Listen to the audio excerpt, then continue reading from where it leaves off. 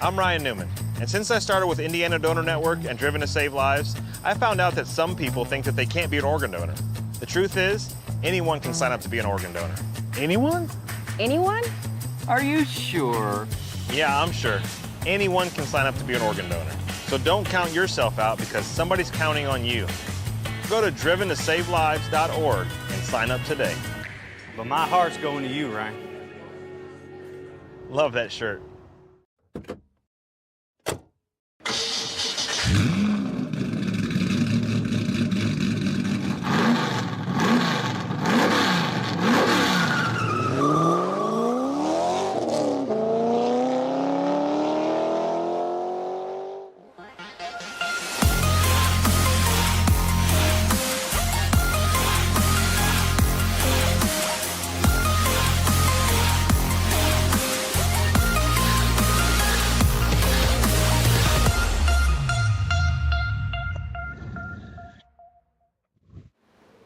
Good evening, ladies and gentlemen.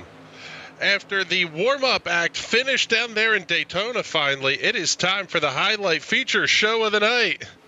Right here on the National Racing Network, the iRacing Silver Crown Cup running week number 11 of 12. And this time it is coming to you from Kentucky Speedway. My name is Chris Graham, joined in the booth as always by Mr. Patrick Byrne. And Bizzle, I'm going to give you one really rapid guess at this. Who holds the track record, the race lap record at Kentucky Speedway? Sam Hornish Jr. No, but right era. Sarah Fisher set in 2002 in an Indy car at 221.390 miles per hour. A crazy fast lap, which, quite frankly, our Silver Crown guys are not going to approach whatsoever here tonight, but that's all right, because the show is going to be a good one, and quite frankly, I'm looking forward to this one. Oh, yes? That was the anemic era of IndyCar, too. Yes, it was. 625 horsepower. And they were going 220 around this place? Yeah. Let's see. We've got Scott Schroeder is checking in the comments here, and I guess it would help if I put the timing and scoring graphics up here for you, everybody. Scott, what's going on, buddy? He is entered in tonight's race. We're following along with the one of Derek Love. I'll tell you what, Bizzle, this is actually I am pleasantly surprised with the strength of field for this one, because we are, just after the Daytona 500. 32.81 is the SOF on this one here, as D-Love over the start-finish line for lap number 1, and he will be your first driver to set time, and it will be third quick, now fourth quick. Robert Love to the top of the board, 30.258. Steven Protzman, Thomas Lewandowski, now Brian Elmore moving up to second quick on the board. Scott Schroeder, we just saw him in the comments. He's now going to be third quick. James Watson, new quick time, 30.197 after lap number 1. Down over the start-finish line goes Derek Love. Lap number 2 will be quick time, 30.162, 30.16 with a 2 for D-Love. James Watson does not score on lap number 2. Thomas Lewandowski now moves to the top of the speed charts with a lap of 30.120, 43 thousandths, separating your drivers at the top of the field. Jeffrey Stanton working lap number 2, and his first one was close, only 70 thousandths back. Man, this field is incredibly tight as it stands right now. Off at turn number 4, a little bit of a wiggle there for Jeffrey Stanton. Down over the start-finish line, lap number 2 will be second quick, 30.142. Oh my goodness, we have 20,000 separating each of the top 4 cars on the grid in line. Brandon Buchberger only 1,000th back of James Watson. Last car we're going to see take time is the number 20, that red Ream Rocket of Josh Batista, who is, quite frankly, not a fan of this place. Allegedly. Allegedly. We only talked him into driving this about 90 seconds ago. I think it's still too early in the stream to use his descriptor.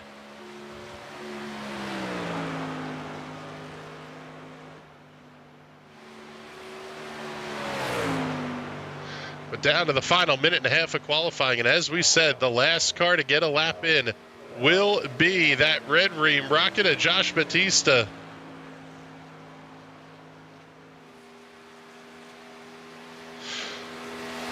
As Josh is circulating on lap number 1 here, let's take a look at the weather conditions. 82-degree ambient temperature, 103-degree track temperature. This place is going to be slick, greasy, and everything else. It's going to be a little bit of a challenge for these guys here. Yeah, this racetrack is incredibly difficult to get around, no matter what kind of vehicle you're in. But especially these Silver Crowns. You don't have any downforce pushing you to that racetrack, and these turns aren't as high banked as some of the other mile and a halves. Not as high banked, but they are definitely progressive. Taking a look here at the track information, 17 degrees of banking in turns 1 and 2, 14 degrees in turns 3 and 4. Oh, baby, Josh, hold on to it. Good Lord, down over the start-finish line. That will wrap up the qualifying session, and Josh Batista goes 6th quick with a lap of 30.201 seconds. Sign-On is checking in the comments saying, you accomplished what I couldn't. I did not do the talking to him. I believe that was Jeffrey Stanton that talked him into it.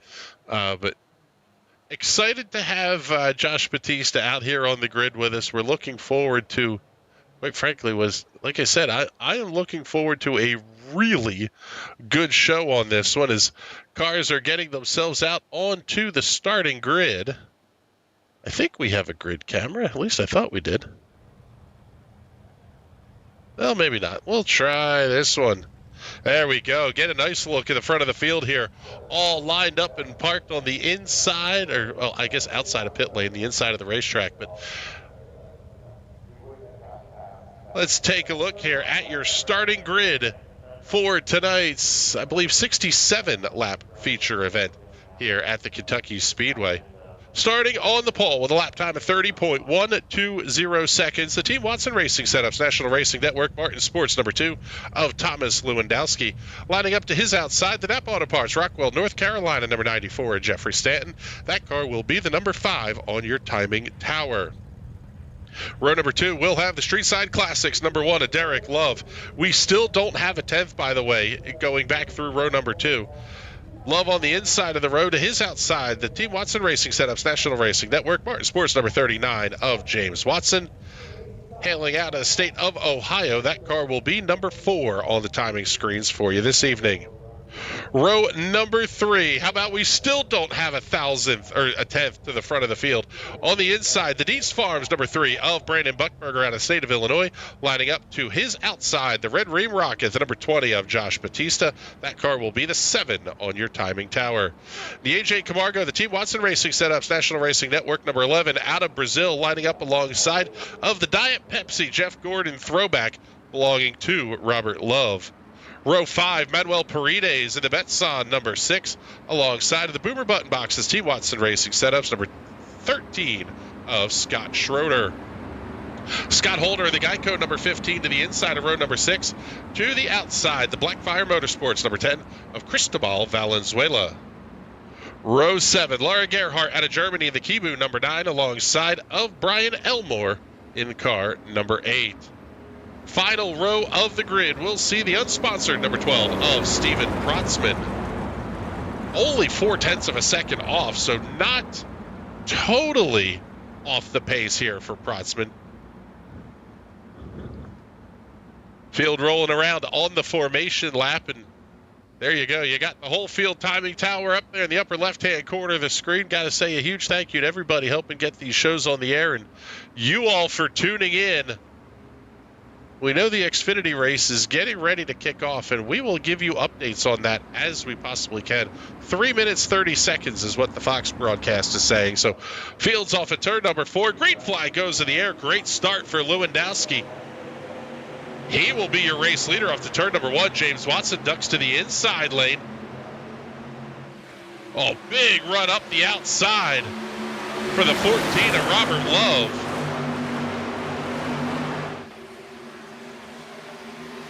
And Derek Love already starting to catch a race leader as they head off towards turn number 3 for the first time.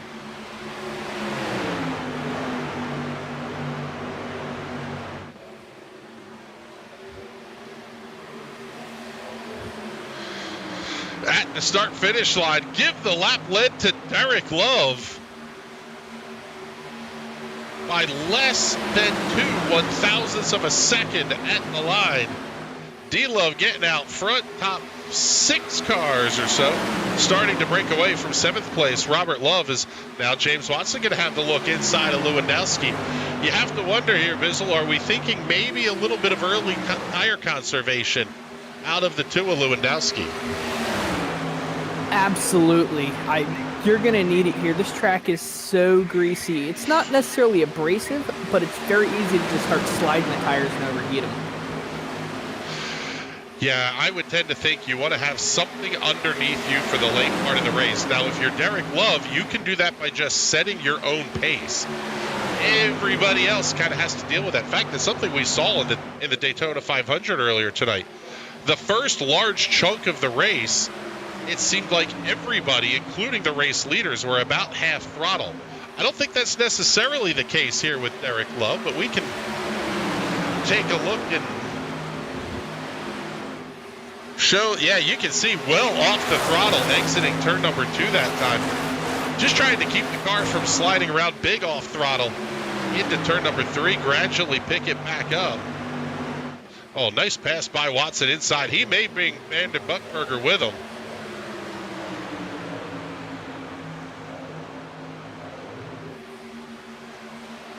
Seeing the 14 car of Robert Love heading to pit lane. May have made contact with the outside wall as that car looked to be a little bit damaged.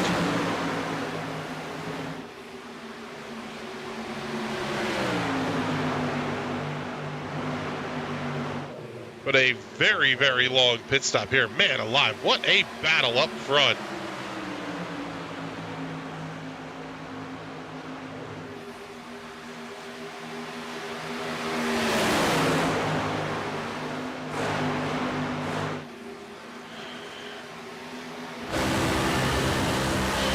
Go on board here with Thomas Lewandowski.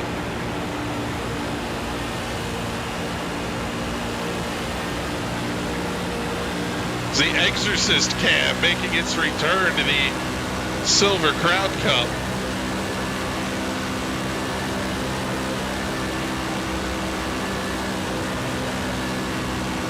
Man, he carried a ton of throttle through 1 and 2 that time. And that's one of the differences. If you're going to run a higher lane that you're going to try to use as a tire conservation measure, you do have the ability to carry a little bit more throttle through the corner. Yeah, you can hold almost like maintenance throttle, but you can stay on the power and get onto it earlier just by not scrubbing the tires and kind of sliding the car through the early part of the turn. Well, the other big thing here is turn 1 and 2. We mentioned it's only 3 degrees more banking, but there is more banking at the turn 1 and 2 end. And quite frankly, that means that you're going to be able to carry a little bit more speed through that end of the racetrack as well. Ooh, buddy, Jeffrey Stanton with a big slide. That was a big wiggle out of 94. Yeah. Almost going full Andy Jankowiak on that one. Now as we're seeing James Watson slot in behind Lewandowski once again.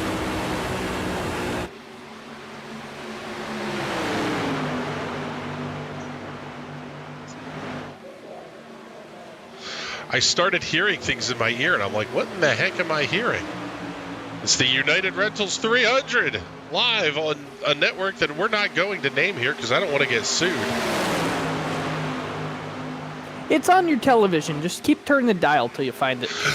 That's right.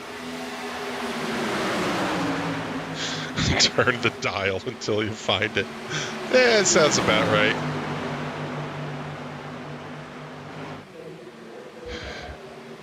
Man alive, this front 6 is absolutely getting after it. Front 6 is a lot of fun to watch here, but how about it? We have got a whole second pack that's kind of doing the same thing, led by Manuel Paredes, Scott Schroeder, and AJ Camargo. All going to be nose to tail there. Cristobal Valenzuela, Brian Elmore, Steven Protzman kind of making up that second pack. So we've got a front 6, a second 6. Second six a little bit more spread out than what we have at the front of the field.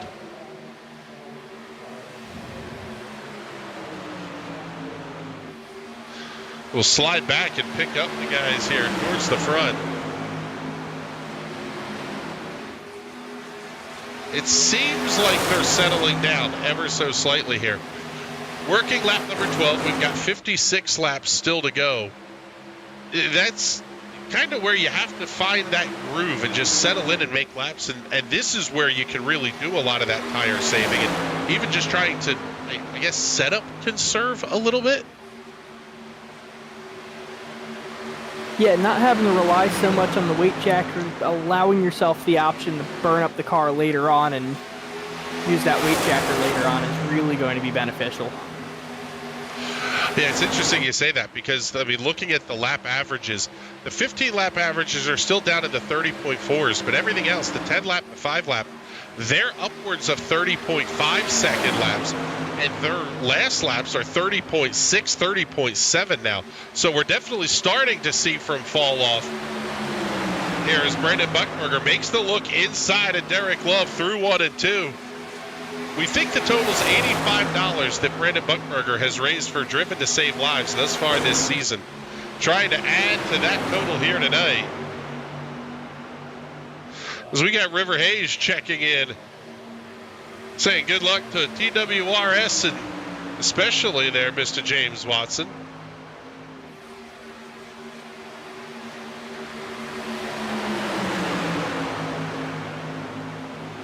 But I hate to use the often overused phrase, but these guys are doing pace laps at 160 miles an hour.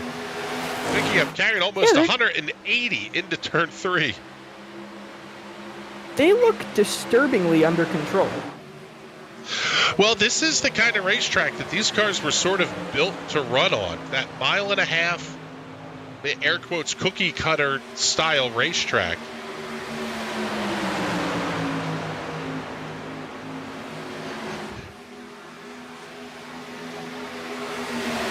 Although I don't know that when USAC ran these in the real world that they ever ran 2x2 like this, at least for this many laps. I don't think they had enough cars to run 2x2 like that. That's a great point.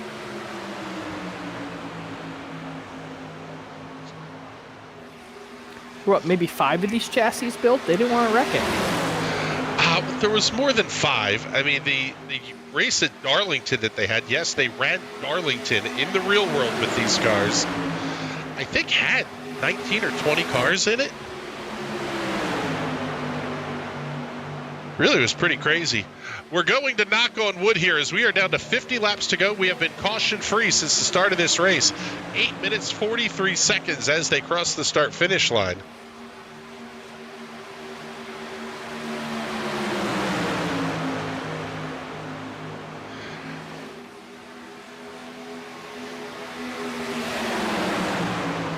And the whole second pack is kind of doing the same thing the leaders are at this point. They have settled themselves in. Manuel Paredes leading up this group. Although I will say they are getting significantly higher as the AJ Camargo scrapes the outside wall. They are significantly higher on the racetrack, and quite frankly, that's where the setup and working the tools really comes into play. The guys at the front have those dialed-in setups. If you're trying to use the Kentucky baseline or something, you might be in some trouble.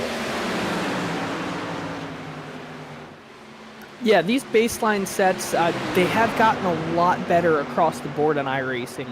And especially here in the Silver Crown and Sprint cars. These drivers are the same ones that help provide the setups for the baselines. But they're meant for a beginner. They're very understeery. You might get a top 5 in the bottom split race when these races do split, but they are not going to be competitive in the top split. No, you're definitely going to be running, I mean, kind of what we're seeing, 3/4 tenths off the pace. Manuel Paredes last lap at 31.25 to a 30.74. So about a half second or so back is that second group of cars as Brandon Buckberger back to the inside. Lewandowski also running that inside lane. In fact, it's going to be Derek Love all alone up on the middle side of the racetrack. And we've seen this story play out before, Bizzle. Derek Love, Brandon Buckberger fighting for wins. It almost seems like they're a magnet when it comes to contact when they're running 1-2 anyway. Yeah, it's just the nature of the beast. You get so good at these cars, you know exactly where to put it, and you're going to run an inch away from another driver who you know is able to hold their line, and running that close against each other, you're going to make contact eventually. Yeah, that's you just kind of eventually, it's a law of large numbers. You're going to make contact with the people you're around all the time, especially with these cars. And it hasn't been bad the second half of this season, but netcode has absolutely been an issue with these cars at various points during the season. Yeah, and these cars have always been really bad. These and the sprint cars with netcode, I don't know if it's just because they're neglected. I hate using that word because I don't think they're completely neglected. It's just they're neglected. There's a lot. They are. There's a lot more in building up the NASCAR side of the service than the Silver Crowns, where there's only 30 or 40 dedicated guys. Yeah, I believe the last update that these cars got was, I remember Jeffrey Stanton vaguely saying, I think it was 2016 was the last kind of significant update to the Silver Crowns. They're due for one. Now, part of it, they did get a little bit with the oval track update that has rolled out, because with the tracks changing as much as they have, that really changes how these cars drive on these tracks as well. And by the end of this race, with how hot the temperatures are, they are 100% going to be grip hunting. Yeah, it's going to be fun watching them have to move up high on the racetrack and kind of find the grip up there in the cooler section of the racetrack. It's almost going to look like a NASCAR race here where they're running that Harry Gant liner on the wall. Well, yeah, you hit the nail right on the head there. They're already moving up the racetrack through the 3 and 4 end. Nobody is down there on that yellow line. Kind of doing something similar here through 1 and 2 as well, although Buckberger able to hold that inside lane a little bit cleaner. And these cars punch such a big hole in the air. A couple of laps ago, James Watson was falling back into the clutches of Josh Batista for 6th. Now he's back up to the 4th position and rapidly closing in on our leaders.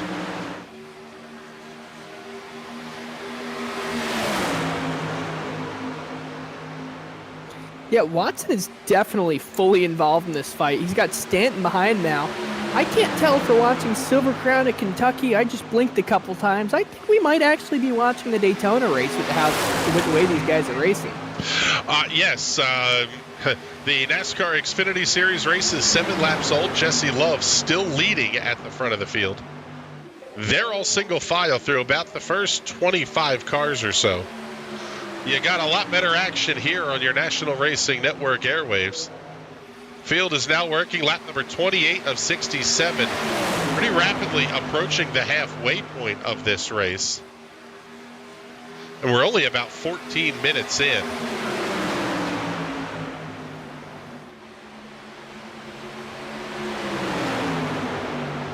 And something that we have not yet talked about, I don't think, on the Silver Crown shows, Bizzle, is the changes that are coming in 2024 Season 2. Rain is the big headline maker. The Silver Crowns are not going to happen. However, it's not just rain. It is a system that iRacing is calling Tempest, where drivers are going to have to kind of actively monitor weather conditions, even for things like when clouds will roll in, different changes in temperature that could happen. That will affect the dynamic track state that saw the big refresh last season. The new weather updates are going to play a really big factor when we start running Season 2 here in about 3 weeks or so. Yeah, Tempest is going to be amazing. I can't wait. Just the fact that you're going to be able to have clouds roll in, not even rain, but like you said, this track is going to very rapidly get cool, or on the flip side, you could have a really cloudy day and all of a sudden it's starts getting really windy, and then you get to the end of the race and the sun's shining and track picks up 20 degrees, and now you've got a race car that doesn't even want to turn. You got a dragster out there. It's going to be awesome. Yeah, I'm looking forward to it. The other big addition that is coming, and it will be free content, which I am really, really excited about. The 600 Micro Sprint is coming to iRacing. That car is wild to watch in real life. We're getting Millbridge Speedway as part of the update coming here in about 2 weeks or so. Millbridge, a really, really badass little dirt track down there in the Carolinas. A lot of fun is coming to the iRacing platform, and quite frankly, I don't think we're done with all the changes yet either.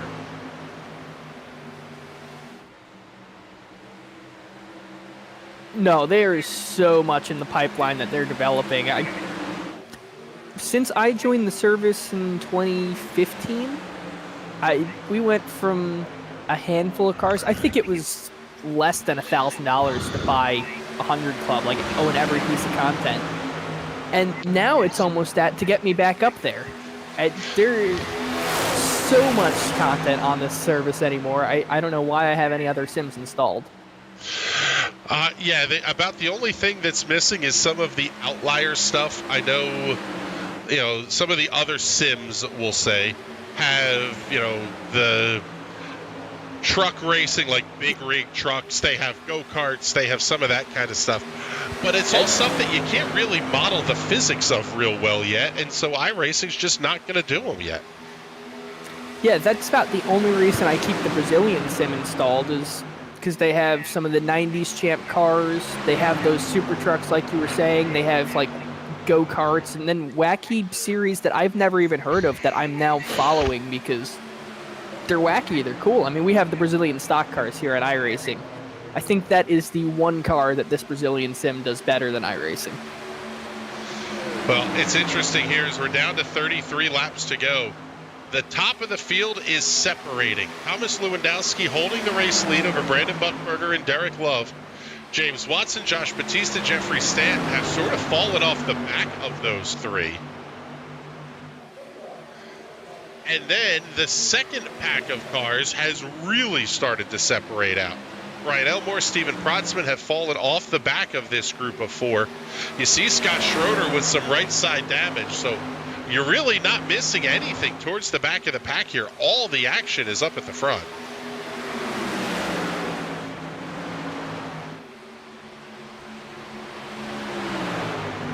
Seeing Sidon checking in saying, micro sprint? Ooh, sounds fun. Yes, I am really looking forward to that. It's another car I'm going to hate on dirt because I don't think they modeled dirt accurately. But there is definitely a skill set to it, that's for sure. And like I said, I'm looking forward to. It's going to be a rookie class car. There will be it'll be a free car. And Millbridge is just going to be awesome. Kern Raceway also has a micro sprint track at it, which will be fun. And then we're going to do dumb things, like we're going to run the micros at like Eldora and Port Royal and Williams Grove. I just can't wait to run them at the Chili Bowl. I mean, the midgets at the Chili Bowl are fun, but that's like riding a bull. Like micro sprints at the Chili Bowl, that is the perfect size car for that perfect little track. It is so much fun. So our top three continuing to pull away here. The lap averages are kind of interesting here. The leaders are all still in the 30.8s. This group up over 31 seconds for the 5 and 10 lap averages. Even the 15 lap averages are creeping up towards the 31s. I would have to think that maybe these guys have burned the stuff up a little bit here. And with still 29 laps to go, that's a long way to be fighting an ill-handling race car.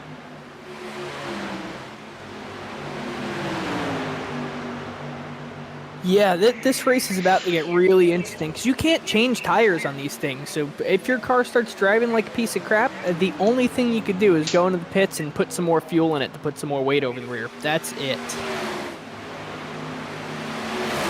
Yeah, and the other one is you do have the weight jacker that you can work with, but there's only so much of that you get to use, and the higher the number starts getting on the weight jacker to make the car loosen up, you're almost hesitant to get real high with this many laps to go, because once you, like I said, once you max it out, you're done. And at that point, it is a hang on for dear life kind of deal late in the race. Yeah, you're kind of just holding on to that thing, just like riding a bull, like I was saying before. It's not much you can do. Brandon Buchberger still Go hounding. slow, maybe. Yeah, that's it. You just have to slow down, and that's what we're seeing out of Batista, Stanton, and Watson at this point. But Buchberger still just right on the tail tank, and Thomas Lewandowski here. We mentioned it was about $85 as the donation thus far to Driven to Save Lives, courtesy of Brandon Buchberger. He is putting up $50 for every win, $10 for every second place, and $5 for every third place finish. He was talking to us in the pre-race, and it's almost like he's using that as an incentive to perform well, is to say, hey, I want to take money out of my own pocket and make a charitable donation here. But it's kind of that whole carrot and stick thing, and maybe that's kind of getting to the whip a little bit on himself.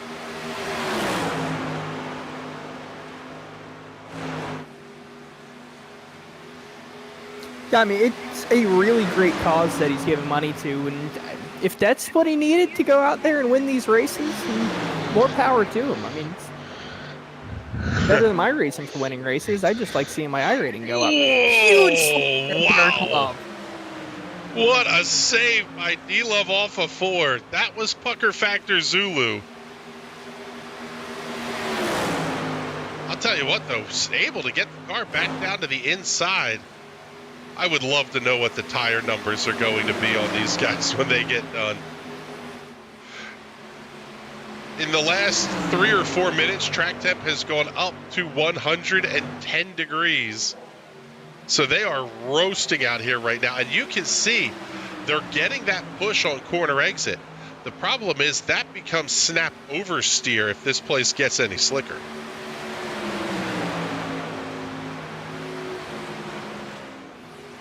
Yeah, that snap oversteering these things is scary. You don't have any downforce, any sails on the side of the car, nothing to help push that thing back straight. It's going to be all on your throttle, all on how you counter steer, and it's still sketchy. Yeah, the control that you have, I mean, we've talked about it before. You are steering this car as much with your right foot as you are, actually making inputs with the steering wheel. And the other thing is, you hit a point where adding more wheel does more harm than good. Yeah, because those front wheels will grip up out of nowhere and just send you straight into that outside wall. Kind of like a qualifying wreck in the old Indy cars.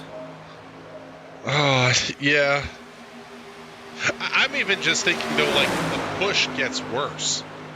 If the car's pushing at the midpoint of the corner and you try to crank more wheel into it, all you're doing is just sliding the front tires even more. It's counterintuitive, but you almost have to back the steering off to get the car to turn, and you just have to do it with your right foot.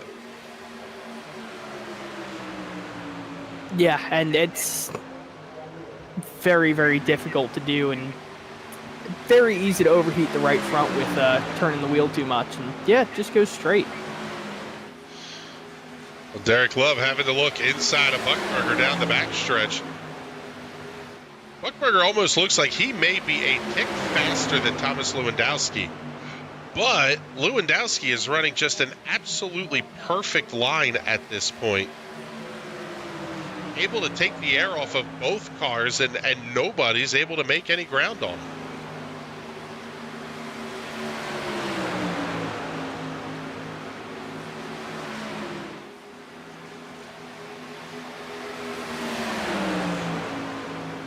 Right now, this is about the only battle on the racetrack. Manuel Paredes, Cristobal Valenzuela within about 0.2 of each other.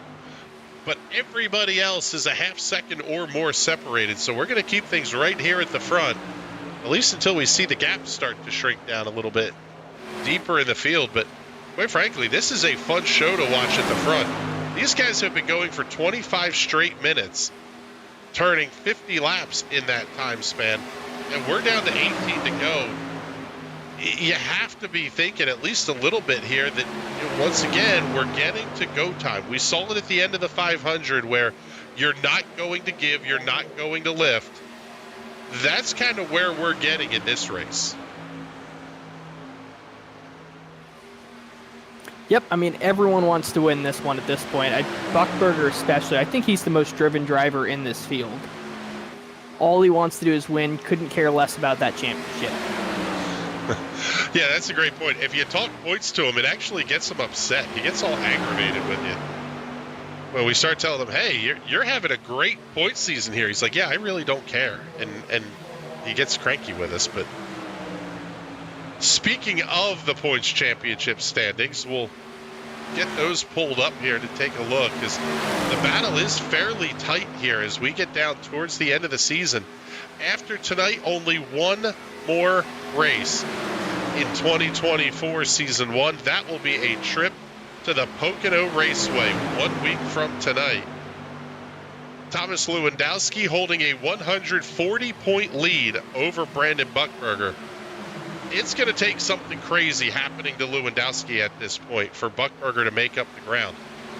But the SOF numbers that we have seen of late have been those kind of numbers that you go, oh, hey, this could be the kind of thing where if Lewandowski has a problem, all of a sudden it becomes a big scoring race for Brandon Buchberger. Yeah, but he doesn't care about that. No, he really doesn't. Looks like we have our first incident of the night. Daniel Suarez picking up some heavy front end damage in the Xfinity Series right at the end of stage number 1. 8 to go in stage 1. Suarez is not having a good night. No, he's it's definitely been eventful, that is for sure. Oh yeah, he got turned. Oh. A moderately big one here at Daytona. This race will be over soon enough, though.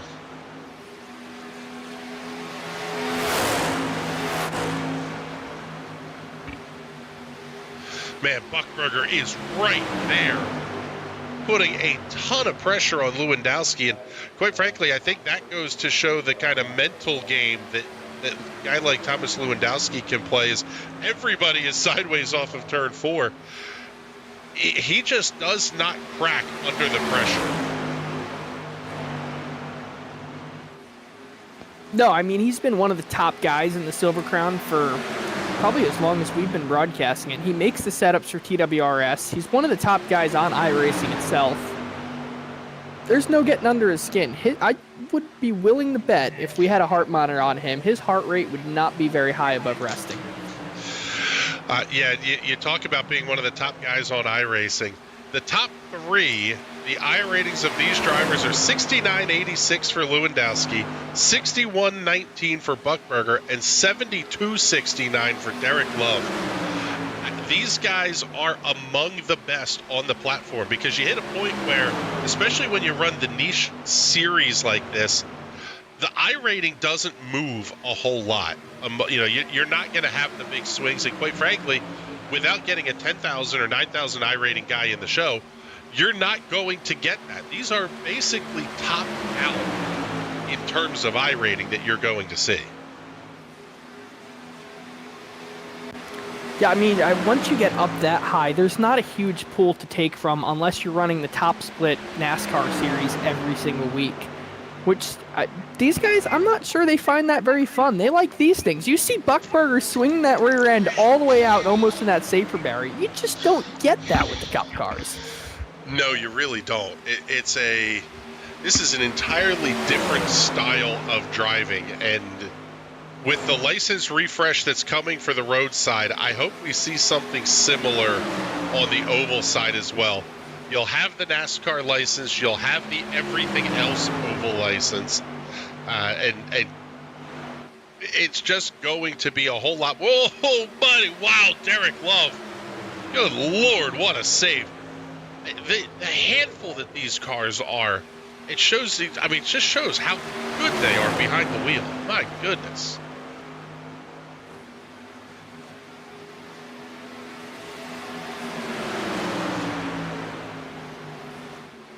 The other thing that comes about from Derek Love having that little bit of a, well, not little bit, a whole lot of a slide off of turn 4, that allows Brandon Buchberger to kind of look forward a little bit. He doesn't have to worry necessarily about what's behind.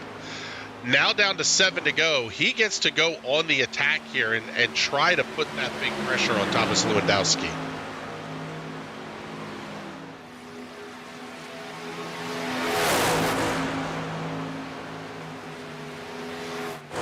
Yeah, he's going to try and, I want to say fill up Lewandowski's mirror, but I'm not sure Lewandowski runs these cars with a mirror. Well, yeah, they didn't have them in the real world. They did have spotters. In fact, they were required to have spotters. But you do have the option to run the virtual mirror here on iRacing.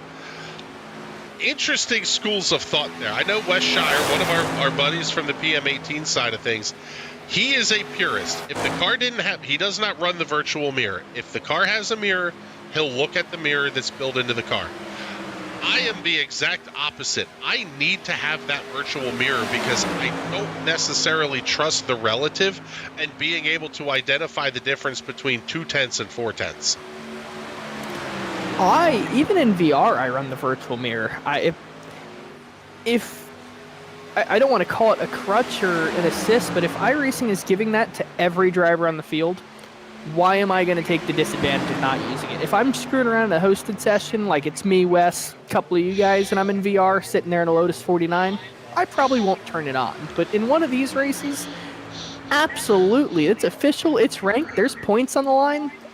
I'm taking everything I can get. Yeah, that's exactly it. It's not like it's something special that one driver has over the other. Speaking of, we are not too far off from a new sim rig coming to the, well, at least wheel and pedals and stuff, coming to the NRN World Broadcast Headquarters. So the bottom split shows may get interesting. I'll tell you what, we're about to get really interesting here as we're down to 3 to go. And your leaders are all within 2/10. How about we call it 4 car lengths from first to third?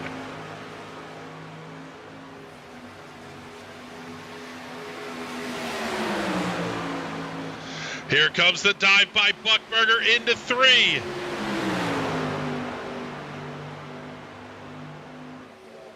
Does a nice job holding the car off the bottom of the speedway. Oh, Derek Love's going to have a big run down towards turn 1. Buchberger may send it again into 1.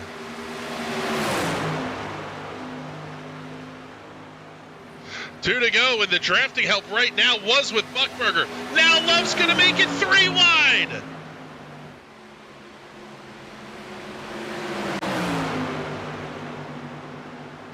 Buchberger's going to try and slide both of them.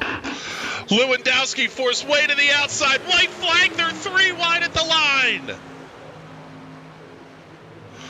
There's contact! All 3 are in the wall! All 3 of your race leaders are junked in turn 1! Where's Watson? Watson and Josh Batista are battling potentially for the race win! Derek Love still driving! Oh, the cars are wrecked! Crawling off of turn number 4! Twin checkers in the air! Derek Love wins at Kentucky! What a Derek finish! Love is going to be hysterically laughing in his interview. He's not going to believe what just happened. That car is totaled. Watson and Batista come home 2nd and 3rd, separated by 3/100ths at the line.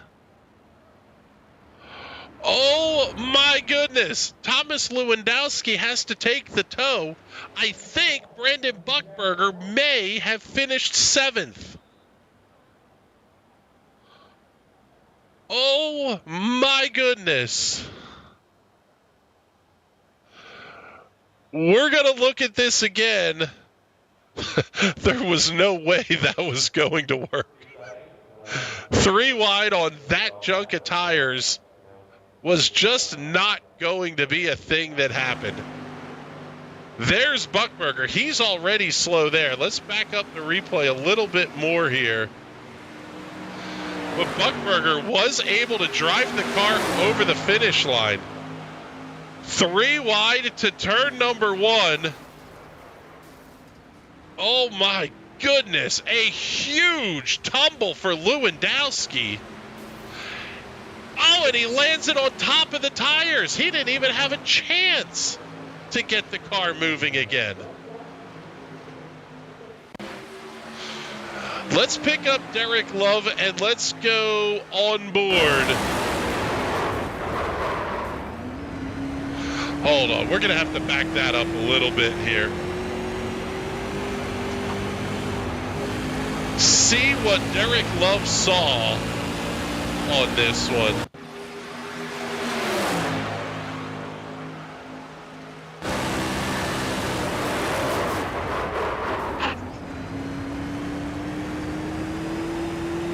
Oh my goodness. And somehow Derek Love able to get that car pointed back in the right direction, and he's going to park it in victory lane. Let's start our victory lane interviews right here with the guy. I don't know how you got it across the line, but you did. Derek Love, congratulations. Wow, just what a finish. Incredible. Yeah, I mean, I was just talking to Brandon there best I could. Man, like, you got to go for it, of course. You know, we 3 wide. Okay, we're setting up for a great finish here. I thought going across, even white flag there, I was like, man, Brandon's got this. He's in the best spot. He wanted to be on that bottom right there. Looking at the replay, you know, I feel like I kept it straight, and I feel like he kind of arced up into me. And, you know, but racing deal, no one's fault. I just really hate those guys ended up like that. We were put on a show, I'm sure, man. We all drove away, and it was anyone's race. I didn't think that car was going to make it around. I was waiting for a caution, and then I get on the throttle, and I'm like, okay, well, let's go. Let's see if we can make this thing around. And it steering wheel was turned sideways. We drove it around best we could, and we ended up in the victory lane, you know, by all means. Yeah, you were 4 wheels off the ground in turn 1 and sideways with cars flipping over top of you. We're watching the replay here. How did you save that? I don't know. You know, I've noticed lately I've been in some situations just saving this car like crazy. I've had a tough season. You know, we got one more race to go. Let's try to salvage it best we can for the babes back at the shop. You know, they've been together a fast car. You know, we're showing that week in, week out. We just gotta finish, and we gotta avoid some finishes like that. No one likes to be in that situation. I'd love to show them just by raw speed if we could. Well, I'll tell you what, fantastic show tonight. Absolutely incredible stuff you guys did at the front of the field. And before we let you go, you already got the one in, but do it again and get all those other sponsor plugs and shout outs in before we drop you out of here. Yeah, shout out to Brandon and Thomas, man. I hope they don't hold any hard feelings there. Hey, we just all got together. Wish that would have ended a little bit different. Would have loved to seen that play out, you know, even if I didn't, you know, walk away for third, it'd still be fun. You know, love to just put on a show. But we'll take the victory when we can for the babes back at the shops and the Street Side Classic machine. We'll see you again. All right, brother. Well, thank you much. We appreciate you coming up here into the booth with us. And now it's time to bring in a very unlikely second place finisher, James Watson. Obviously, you guys did not have much of a view of what happened in front of you. But all of a sudden, I would imagine you see the relative closing really quickly. You see the wreck happen, and then you've got Josh Batista to your outside. So the fight is now, is it for the win? Is it for second? That was just a crazy last lap for you two. Yeah, I'm like, okay, P4 is going to be pretty good. Walk away happy from that, and then I see that Buckberger and Lewandowski crash, and it's like, oh baby, there's a podium. And like the battle got a little more relaxed. It's like, okay, I'm gonna get a podium either way.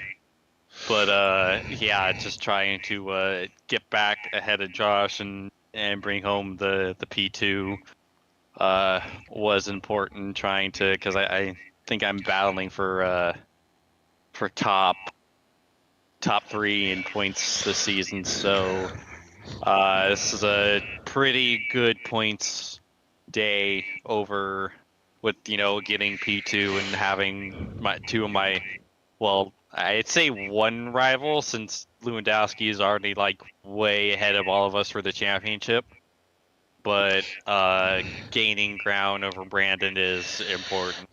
Feel bad seeing him get wrecked, but it's good for the points hopes going into the last race of the season next week at Pocono. Yeah, we are looking forward to that show. If it's anything like tonight, man, good Lord, we are in for a fantastic show. James, congratulations on the podium finish here. And before we let you go, get all those big sponsor plugs and shout outs in for us. Yes, sir. Got to thank Team Watson Racing Sips. Use code WATSBIN39 for 10% off at checkout. Got to thank you and everyone else at National Racing Network, Boomer Button Boxes, Mart Sports Sim Racing Apparel, and ZS Designs and Dizzy Designs for putting together my paints. All right, buddy. Well, thank you much. We appreciate you coming to hang out up here in the booth with us for a moment or two. And now we got our third place finisher we got to get to, and he's going to need the intro here. You got an elephant. I got space. Send me smoke signals. You got weed?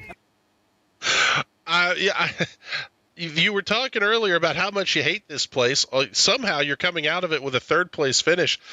Was that night as much of an adventure for you as it seemed like it was? A little bit. Definitely a struggle. I was definitely on the struggle bus all night. This setup was not good at all. It was really tight in, and then just really bad snapping loose. I just tried to hang on all race, and when top 3 wrecked there and going into 1 on the white, I was like, what? That's when I kind of woke up out of nowhere. I'm like, okay, I need to really actually fight James here. Maybe he's just a shot at the win here, but I guess Derek got rolling again and got to the line first, and I just couldn't get by James there on the outside at the end. Yeah, it was. It looked like everybody had a handful, and whether it was a custom setup or the iRacing one that you were running, it seemed like everybody was crazy loose by the end of this thing. Oh, absolutely. And the track was super slick and really hot, so there was no grip out there at all. Well, I tell you what, it was a great show you guys put on. Thank you much for coming to hang out with us here, and do those sponsor plugs and shout outs before we let you go. I got to thank Reen, as always, Jeffrey for painting the car. You guys putting on the broadcast, and holy shit, these guys are going through. Why an Xfinity race? Yeah, I was going to say, that's where we're heading to next. Thank you very much. We appreciate you coming up into the booth with us here, and we're going to bring up Brandon Buckberger as well.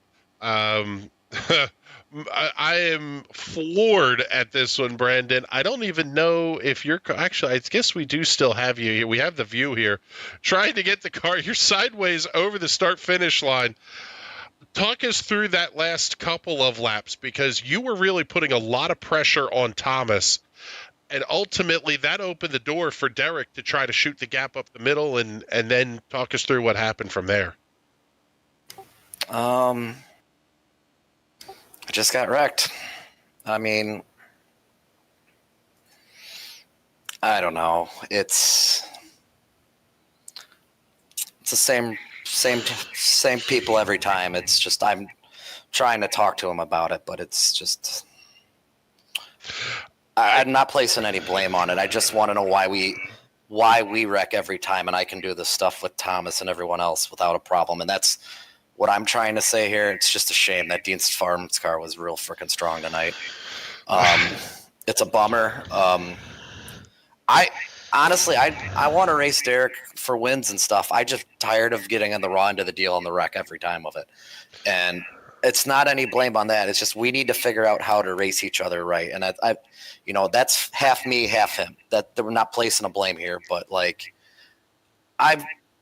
I can do this stuff with everyone else. It just seems like every time Derek and I are in for this win, we're collected, and I get a raw end of the deal, and it's just it's not fun, man. I mean, it was a good car tonight, and I feel bad for the guys at Dean's Farm. I thought I gave them a good run here, but there's nothing to show for it here. It just sucks. Well, I'll tell you what, it was a pretty wild show you guys put on tonight, and quite frankly, it's refreshing to hear that somebody's going to say, "Hey, we have to figure out how to race each other and not wad cars up," because it, like you said, it makes it not fun for anybody. I'll use the Joey Logano quote: "It was fun until it sucked." That's kind of the feeling I get, kind of where you and Derek both are at this point. Yeah, I mean, I'm not going to say anything because it's not going to be good, but like, I just seem like I always get the raw end of the deal anytime we get together, and he kind of like, it's not every time, but it's like he has that golden horseshoe, you know what I mean? And I want to talk to him about it, but it's just like, I don't understand it. It's just, it is what it is, but I don't know. I want to thank the boys at Dean's Farm, Bob, Scott, Nate, Madison. They were all watching tonight. It sucks that I can't give them a good finish because those guys are the reason I'm still running this, because I got burnt out from this stuff, and this stuff like this is what burns me out. And I'm sure it was a hell of a show, but like, it's frustrating to spend all that time, all that practice time, hype yourself up for the race, set yourself up for the position to finish, and then I don't know, that's probably the fourth or fifth time. And Derek's like, I don't count numbers. I don't count them either, but you remember these things that you lose more than you win. I can't remember the last one. I can remember the last 4 wrecks, though, at this point. Yeah, I feel you on that one. And Brandon, thank you very much for coming up with us and checking in the booth with us here. We do appreciate it. And Bizzle, I'll tell you what, as we'll go back to the live look here, I have to say I understand the frustration that Brandon has, and quite frankly that Derek has as well. He's kind of sounded like it too. Ultimately, if you want to win a championship, you have to figure out how to race everybody clean, because where we're standing right now, Thomas Lewandowski has this championship all but wrapped up, but it's now 100 points separating second place Derek Love from fifth place James Watson as we head into Pocono next week. There is everything to play for on the table still. Yeah, absolutely. Especially if we have another finish like that. Lewandowski going from almost a guaranteed podium to finishing in, the bottom half of the field. So I think he comes out the big loser. I know Buchberger is really, really upset, but Derek sounded a little upset. He sounded like he was having fun too, though. This championship is definitely not over. Yes, I am going to say, like we said, there is still a lot to play for as we head into the final week of the season next week at Pocono. It is going to be an absolutely wild show. And guess what? Most of these drivers are going to be back here tomorrow night. Different car, different racetrack, but same level of intensity will be coming out of this one. This iRacing Sprint Car Cup heads off to Lanier National Speedway down there in Brazelton, Georgia. A tight little bull ring for the sprint cars. That race will air tomorrow night, 8 p.m. Eastern Standard Time, right here on the National Racing Network. The Indy Pro 2000 Championship, the USF Pro Championship for the PM18 cars will run Thursday night, their third oval week of the season, heading off to Kern Raceway, Kevin Harvick's Kern Raceway. That race will air 10 p.m. Eastern Standard Time coming up here on Thursday. A whole lot of racing action to go, and now it's time for all of us to join you in watching the NASCAR Xfinity Series run from the Daytona International Speedway. For Patrick Byrne and everybody else here in the National Racing Network that gets these shows on the air, my name is Chris Graham. Thank you so much for coming to hang out with us, and we'll talk to you all soon. Have a great night, everybody.